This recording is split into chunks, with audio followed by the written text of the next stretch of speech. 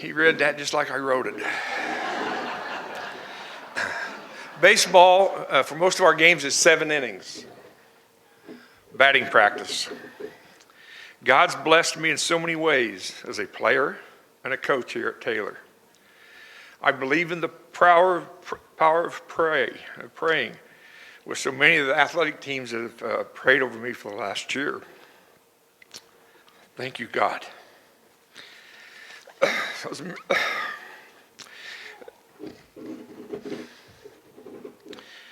The older I get, the verse that is most meaningful to me is the shortest verse in the Bible. Jesus wept. I find myself doing that a lot. To me, it shows emotion and love. And I've been shaking ever since 6 o'clock this morning. Baseball has been very good to me. I'd like to thank the Hall of Fame board and Joyce Wood for the work in putting this banquet together and for taking care of my many phone calls. If she didn't, I would go back and change some of her grades because I had her in high school. The second inning. Now in baseball, some innings go up, three down. Sometimes you give up 10 or 11 runs. So some of my innings might fall that way. My wife says, when I talk, my dots don't line up. So you're going to have to pay attention because eventually all of them is going to line up. Inning number 2, to name just a few of my Taylor connections. Men that are great examples. First, Jack King. He got me here. Then Coach Smith. Coach Smith coached here, like Coach said, for 2 years, transferred to Greenville College, and I got traded to Greenville. Second coach was Scott Krause. He was here a couple years. He was a teammate of mine at Greenville. I was the best man in his wedding. Coach Larry Winterholder, I retired. Seats at Cracker Barrel, and he says, oh, hey, since you retired, why don't you come and help? So I need an adult to talk to. And then finally, my current boss, Kyle Gould. Heck of a baseball coach. Means a lot to me. Usually if my phone rings, my wife would say, oh, Kyle's calling. That in itself is a lot of baseball history at Taylor. I was kind of looking at, as a player and a coach, I told Coach Smith, I think me as a coach, I've won more games than any other coach at Taylor. But then he said, also the most losses. So he keeps me humble. My family, Molly and Mark, please stand because coaching as long as I have, I've been away from too many times. Molly and Mark, stand up.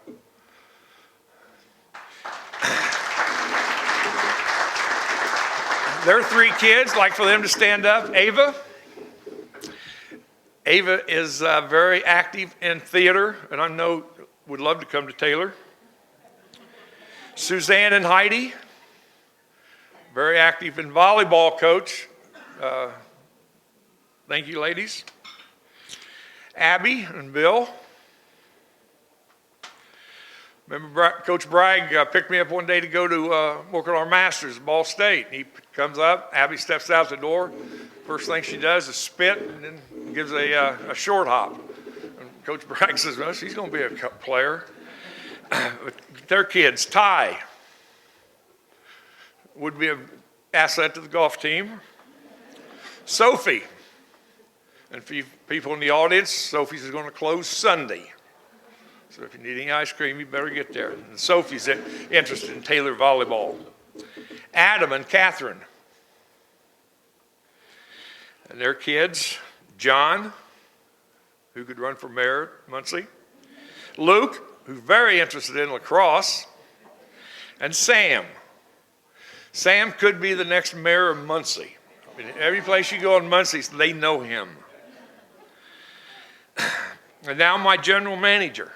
CEO, the head coach, and wife of 52 years, and all coaches know how your wife is a true angel, Sandra.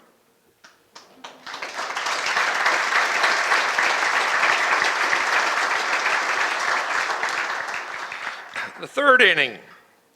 One person doesn't win this type of award. It takes a team. And I feel I've been very fortunate to have a world full of God's people as my mentors. Fourth inning. I just wanted to be a baseball player. I was going to IU, as Coach said, play baseball. Our players asked me, what kind of travel ball did you play? Well, in my day, it was American Legion baseball. We played Coach King's Warren team a few times, and I think we beat them all but once, Coach. But after one of the games, he said something nice about my play and says, why don't you come over to Taylor to visit? This was about 4 weeks before school was to start. My dad and I were driving over here to Taylor, and he says, why do you want to go to Taylor? To become a preacher? Then, a few seconds later, he said, if you want to be a professional baseball player, they will find you. So I come to Taylor. As Coach said, freshman year, we played IU, beat them a doubleheader. IU's coach is coaching third. I'm playing third.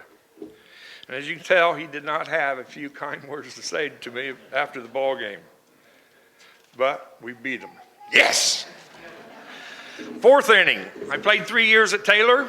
Then Coach trades me to Greenville College and Coach Bob Smith for 3 broken wooden bats and a dozen used baseballs. Coach King and Coach Smith are great mentors to me and all the people that played for them. Instead of saying, what would Jesus do? A lot of times I say, what would Coach King do? What would Coach Smith do? They mean that much to me. 2 godly coaches. Thank you, gentlemen. Sixth inning. A few things of what Taylor has meant or done for me. First trip to the Bahamas for a mission trip. The island that you do not see on TV. All I did was tie shoestrings with the kids. We go by air, which is not one of my favorite things to do, as they can tell you. Coach Gould was there for a couple hours, and Coach Gould says, let's go out and take a look at this field. They called it the stadium. We get there, and wow. Most terrible field I'd ever seen in my life. It made me sick. And I told him, I said, Coach, I got to go home. I can't take it. He doesn't say a word. At night, I prayed about it. We left the next morning, go to the field, and wow, it was nice. That's what it meant to me spiritually. And I say, we're not here for the game. We're here to be missionaries. Work with kids, churches, assemblies. So that night, the day things went well. After practice, early that evening, we held a tryout or practice for anybody on the island. We had over 100 people show up. I say people because you think it's going to be kids. Well, we had a 62-year-old guy that wanted to play shortstop. So as soon as the practice was over, Coach tells me, go talk to the parents, people in the stands. So I go over there and talk. Next thing you know, they're lined up coming out the gate, and they all shook my hand and said thanks. Every time we would travel on the island, they would recognize what kind of vehicle we had, and people would either honk or wave at us or yell at us.